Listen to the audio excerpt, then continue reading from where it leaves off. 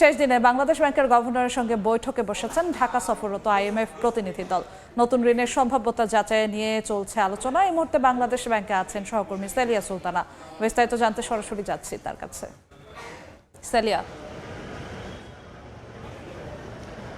4.5 billion ডলারের যে নতুন ঋণ কর্মসূচি এবং সহায়তা চাইছে বাংলাদেশ সরকার থেকে, এবং বাংলাদেশ ব্যাংক যেহেতু এই ঋণের দায়ভার নেবে, সেক্ষেত্রে হচ্ছে আজকে আইএমএফের যে 5 দিনের সফর, সে সফরের শেষ দিন কিন্তু গভর্নর এবং ডেপুটি গভর্নরদের সাথে বৈঠকে বসেছেন। গত 5 দিন ধরে বিভিন্ন মন্ত্রণালয় এবং দপ্তরগুলো থেকে যে ধরনের তথ্য পাওয়া গেছে সেই জিনিসগুলো তারা তুলে ধরবেন, এবং পরবর্তী ঋণ কর্মসূচির জন্য মূলত এই সফরে তারা বলছেন যে তথ্য সংগ্রহের একটি সফর, সেটির উপর নির্ভর করে পরবর্তীতে যে ঋণ কর্মসূচি নিয়ে আলোচনা চলবে সেটির ক্ষেত্রে কিন্তু এটি একটি ভিত্তি হবে।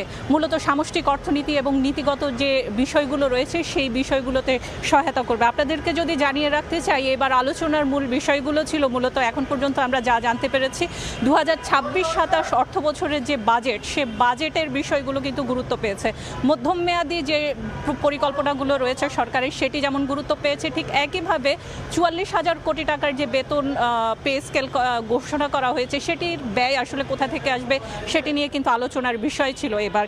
এছাড়া বিদ্যুৎ খাতের যে ক্যাপাসিটি পেমেন্ট, ব্যাংকিং খাতের সংস্কার, এবং ব্যাংকিং খাতে আপনারা জানেন ব্যাংক রেজুলেশন অধ্যাদেশ কবে নাগাদ বাস্তবায়ন হবে, এই বিষয়গুলো সামনে এসেছে। এছাড়া সরকারি কর্মচারীদের বেতন ছাড়াও যে নিয়োগ, বিদ্যুৎ, গ্যাস, জ্বালানি, সার ও খাদ্যে যে ভর্তুকি রয়েছে সে বিষয়গুলো কিন্তু তারা পরিষ্কার জানতে চেয়েছেন।